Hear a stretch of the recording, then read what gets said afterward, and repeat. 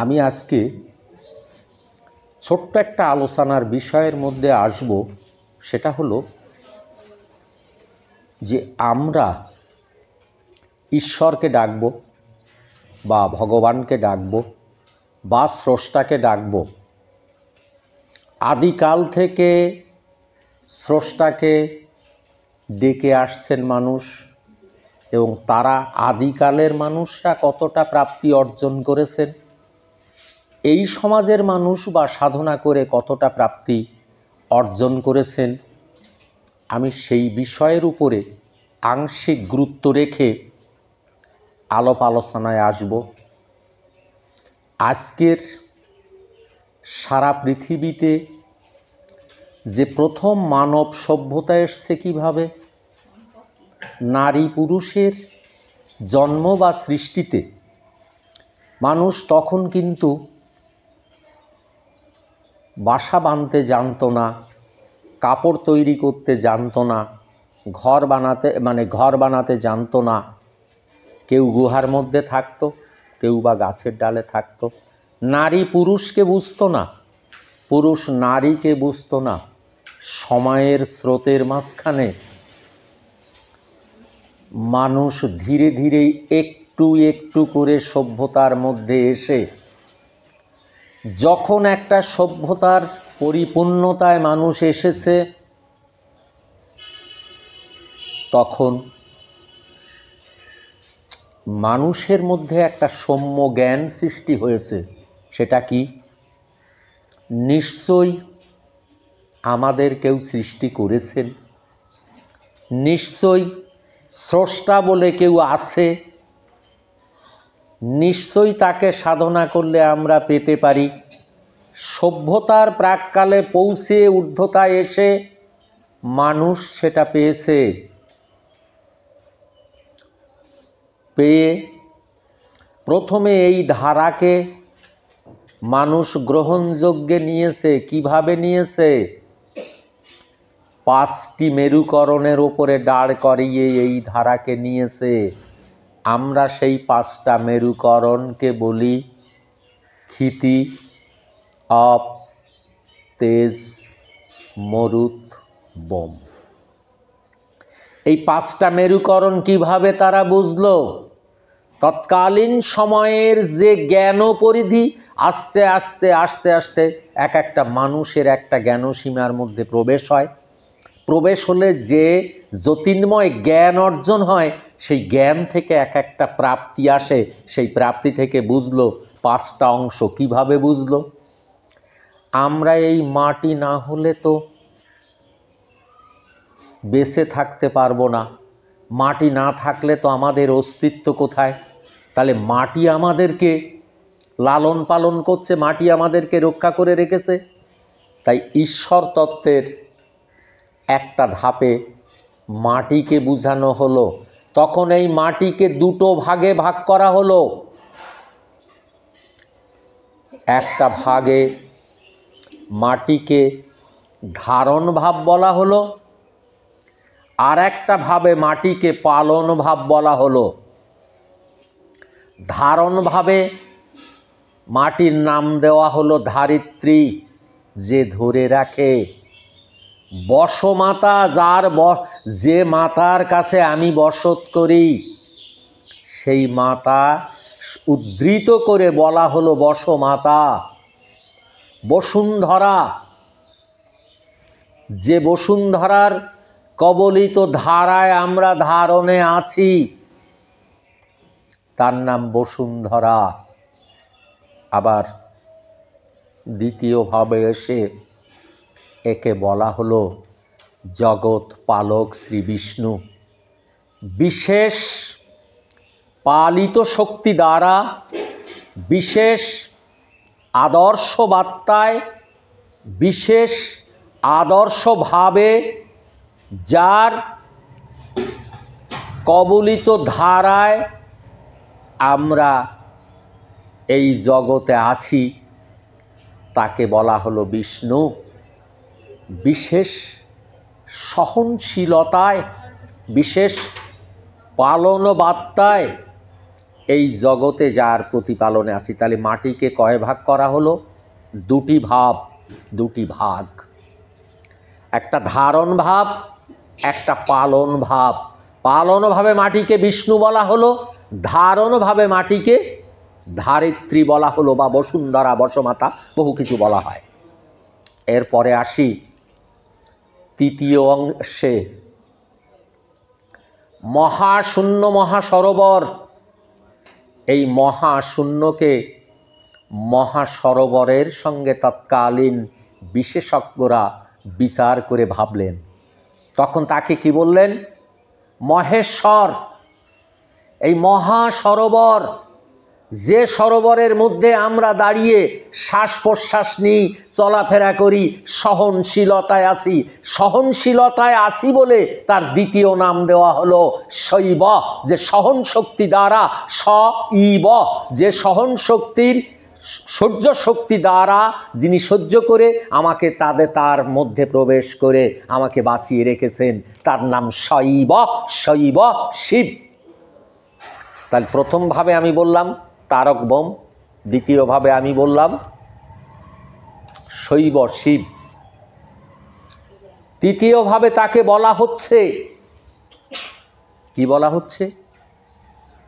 তৃতীয় ভাগে তাকে বলা হচ্ছে তারক বোম। তারক মানে রক্ষক, বোম মানে শূন্য। শূন্যই আমাদেরকে রক্ষা করে। তখনকার বিশেষজ্ঞরা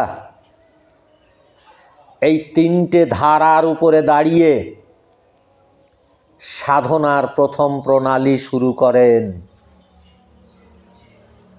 তখন ভাবলেন, ভাবতে চেষ্টা করলেন, বুঝতে চেষ্টা করলেন, বুঝাতে চেষ্টা করলেন, জ্ঞানসীমার মধ্যে সজ্ঞান ও গতি আনায়নের চেষ্টা করলেন।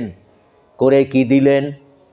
যে আমরা যদি কিছু পেতে চাই, মাটির প্রয়োজন, রক্ষা করা, মাটি থেকে রক্ষা পাওয়ার প্রয়োজন। শূন্য না হলে আমরা কিছু পাবো না। এর আর একটা ধারা এলো তখন, জল, মেঘ। মেঘ থেকে আমরা কি পেলাম? জল। আর তার ঊর্ধ্ব ধারায় যেয়ে কি পেলাম? সূর্য। এই পাঁচটা ধারা, ক্ষিতি, অপ, তেজ, মরুদ, বোম। পঞ্চধারা থেকে জল, এই পঞ্চধারাতে সূর্য। আমরা একে তিন ভাগে বৃহত্তর ভাগ তৈরি করলাম। গুরু ব্রহ্মা, গুরু বিষ্ণু, গুরুদেব মহেশ্বর, গুরুদেব পরম ব্রহ্মা, তস্मै শ্রী গুরবে নমঃ। এই তিন ভাগে আমরা এই তিনটি ভাগকে তৈরি করলাম। ব্রহ্মা কাকে বললাম? সূর্যকে। কেন বললাম? তৎকালীন সময় জ্ঞানীজন বা গুণীজনরা কেন বলেছেন? তার কারণ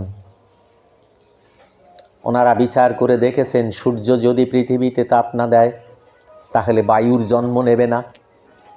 সূর্য যদি পৃথিবীতে জলের উপরে, সমুদ্রের উপরে তাপ না দেয় তাহলে জলের জন্ম হবে না।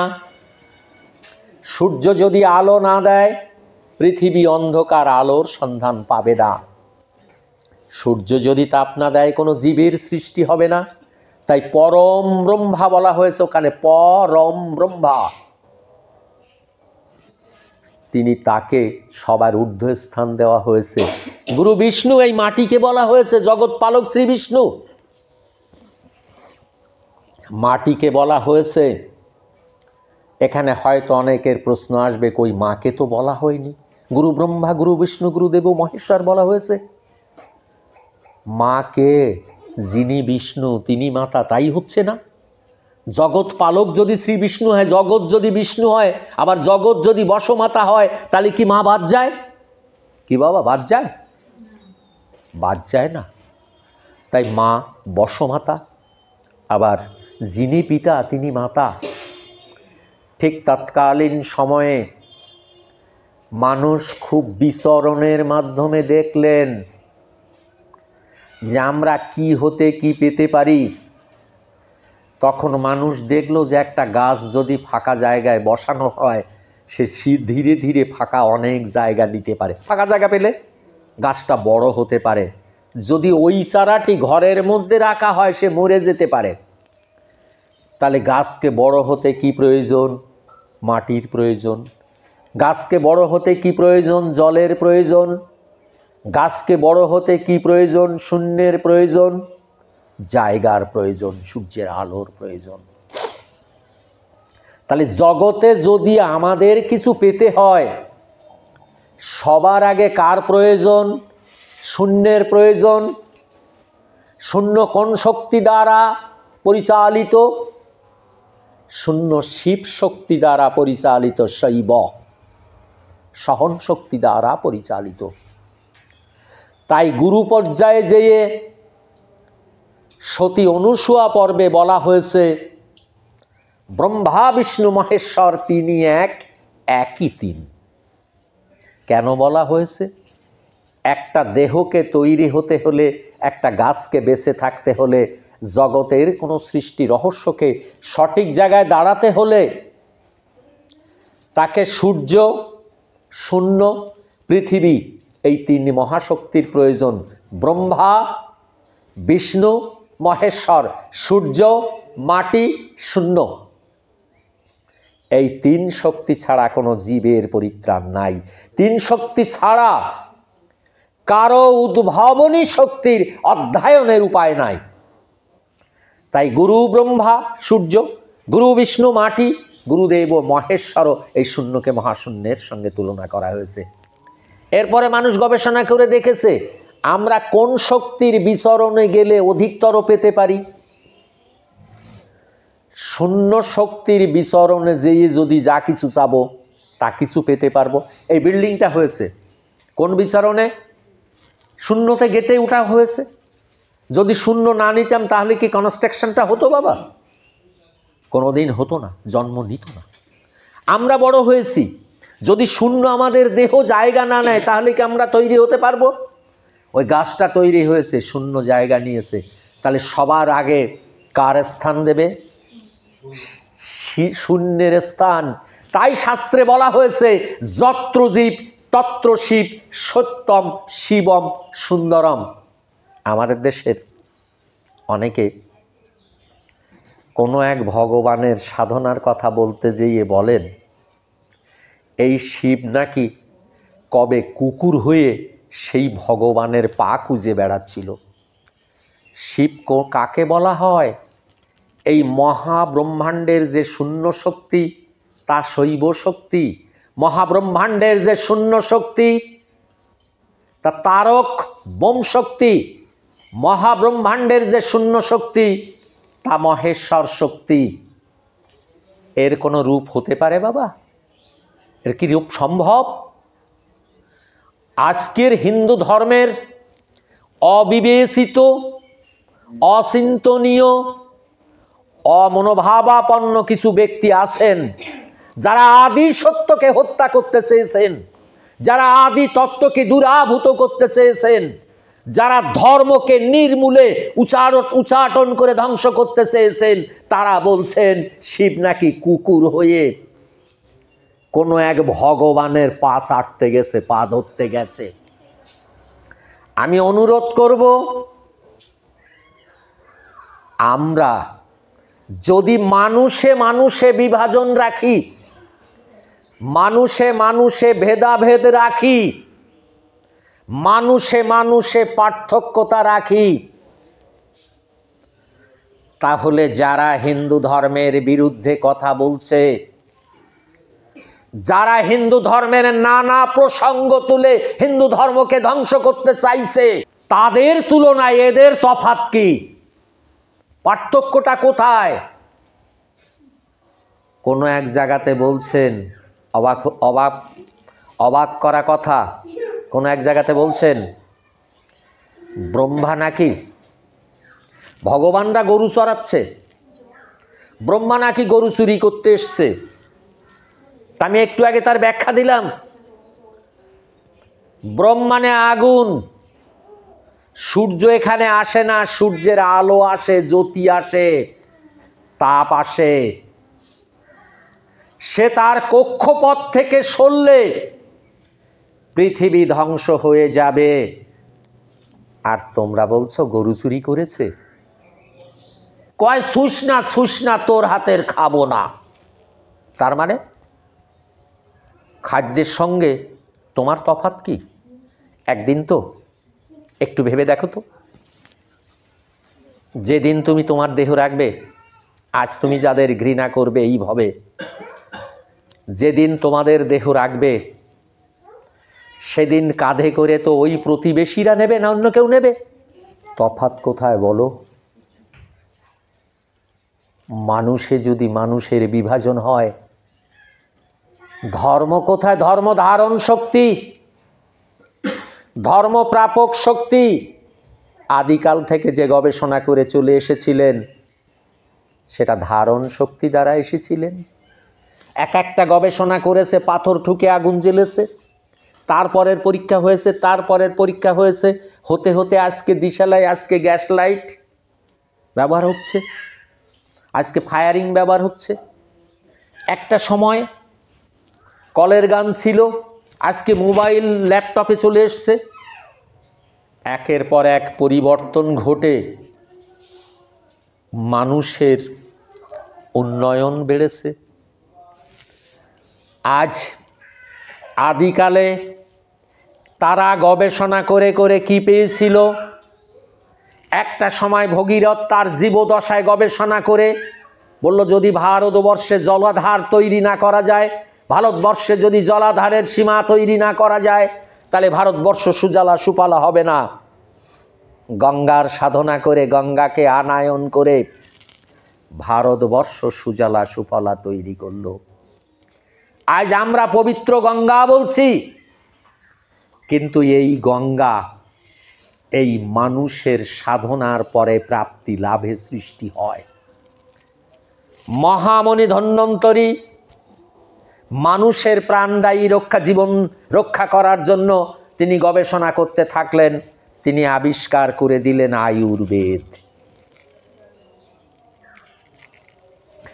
মহামণি সাধকরা দেখলেন কোন পথে, কোন ইকো ভাইব্রেশন নিলে সাধনা পূর্ণ হয়। তখন দেখলেন চারটে সাধনার মধ্যে ভাইব্রেশন পূর্ণ হয়। একটা ব্রহ্মার সাধনা, দিশালাই ঠুকলে আগুন জ্বলে। 2 জগৎ পালক শ্রী বিষ্ণু মাটির সাধনা, তাই সে মা হোক বা বাবা হোক, জগতে সব কিছু পেতে হলে মাটির উপরে সাধনা করতে হয়, মাটির উপরে কর্ম করতে হয়, মাটির উপরে নিজেকে পরিচালনা করতে হয়, মাটির উপরে জীবনের সম্ভার, দায় দায়িত্বভার, অধিকার মাটিকে দিতে হয়। তাই সাধনা করলো মাকে, তাই সাধনা করলো বিষ্ণুকে।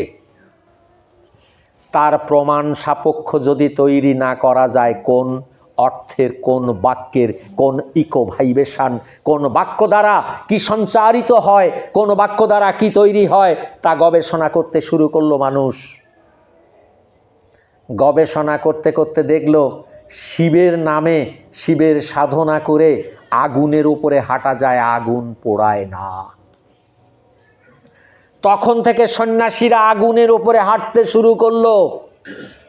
গবেষণা করে দেখলো খেজুর গাছের মাথায় যদি নৃত্য করা যায় শিবের নামে, কাঁটা ফোটে না। গবেষণা করে দেখলো কাঁটার উপরে গড়াগড়ি খেলে কাঁটা একটাও ফোটে না।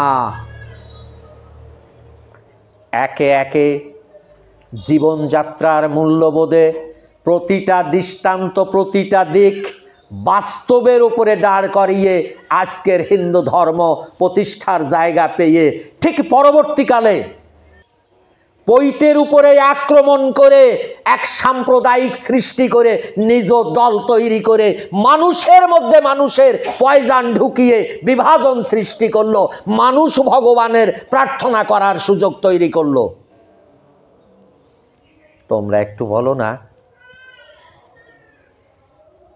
আজকের আদিকাল থেকে যে সাধনার প্রাককালে 1 মাসের সাধনা করে সন্ন্যাসী আগুনে হেঁটে যায়, সেই সত্য যারা হত্যা করে বেড়ায়, আবার কি বলছে জানিস?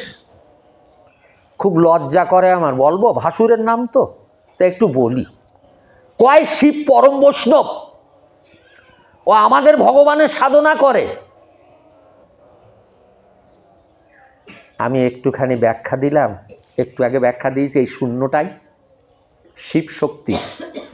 এই শূন্যে যারা যে জীব বাস করে তারা সাধনা করে, তাহলে শূন্য সাধনা করে না জীবে সাধনা করে? জীবে সাধনা করে। তাহলে বৈষ্ণব হলে মানুষ হবে না শূন্য হবে? আমি তাদের একটু বুঝিয়ে দিতে চাই। একটু জ্ঞান চিন্তা ভাবনার মধ্যে দিয়ে একটু বিচরণ করে গভীরে চিন্তা করা উচিত, না হলে হিন্দু ধর্মকে হত্যা করা উচিত না। সেই বৈষ্ণব একবারও বিবেকের কাছে প্রশ্ন জাগে না? একবারও লজ্জা করে না যে কাকে কি বলা হচ্ছে? পরনিন্দা অধপতনের কারণ, পরচর্চা নিজ সম্মান খননের কারণ।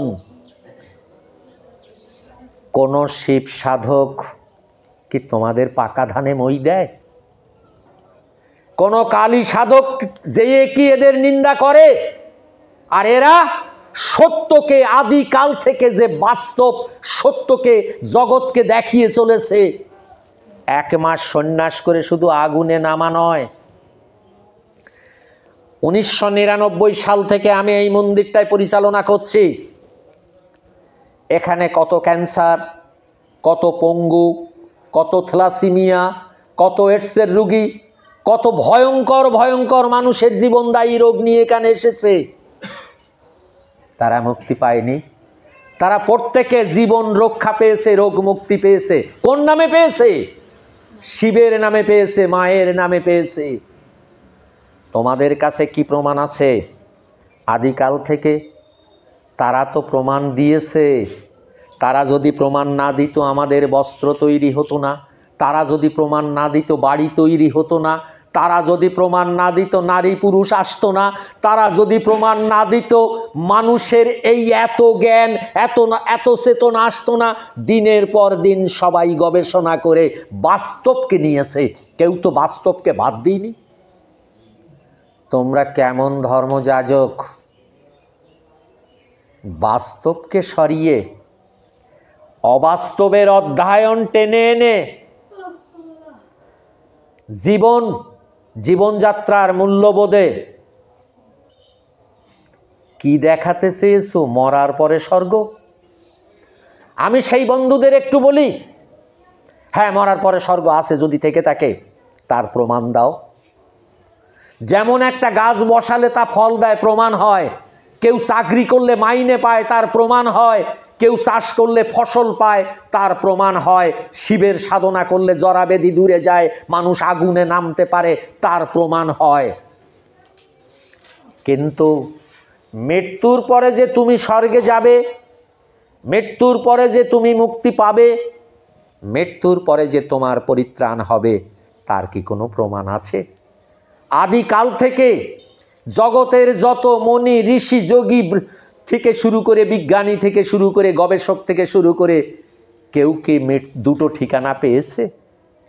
এক, জন্মসূত্র কি, কিভাবে মানুষের প্রাণটা দেহে আসে, পেয়েছে? বা কিভাবে প্রাণ চলে যায়, এই প্রাণ কোথায় যায়, তার তত্ত্ব বাস্তবতা কোথায়, কেউ কি পেয়েছে? আমি একদিন এই বাগানে সেকন গাছ বসানো আছে, আমি সেকন গাছকে বলছি, এই তুই তো অনেকটা বড় হয়েছিস, তোর মরে গেলে কি হবে রে? তা বলছে মরে গেলেই বাড়ির যারা আছে এরা কাটবে, কেটে ফার্নিচার করবে, না জ্বালানি করবে, না আস্তা কুড়ে ফেলে দেবে, এরা জানে। আমি একদিন বুড়ো মানুষ একজনের কাছে প্রশ্ন করছি, তুমি মরে গেলে কি করবা? তা বলছে আমি মরে গেলে কি করব সেটা তো আমি জানি না। তোমরা কেউ জানো যে মরে গেলে তোমরা কি করবা? কেন? সেই অবিবেচিত চিন্তা ভাবনার মধ্যে সেকন গাছ কাটলে যে তক্তা হবে, তা দিয়ে ফার্নিচার হবে, দামি দামি জিনিস হবে। আম গাছ, জাম গাছ, আমড়া গাছ কাটলে জ্বালানি হবে, দামি জিনিস হবে না। জগতে এপিজে আব্দুল কালামের নাম থাকবে বিজ্ঞানী বলে, স্বামী বিবেকানন্দের নাম থাকবে মহাসাধক মহাবাণী দাতা বলে, রামকৃষ্ণের নাম থাকবে মহাসাধক বলে, কবিগুরু রবীন্দ্রনাথের নাম থাকবে বিশ্বকবি বলে। অর্থাৎ কর্মের মাধ্যম দ্বারা জীবনযাত্রার মূল্যবোধের প্রাপ্তি ঘটে,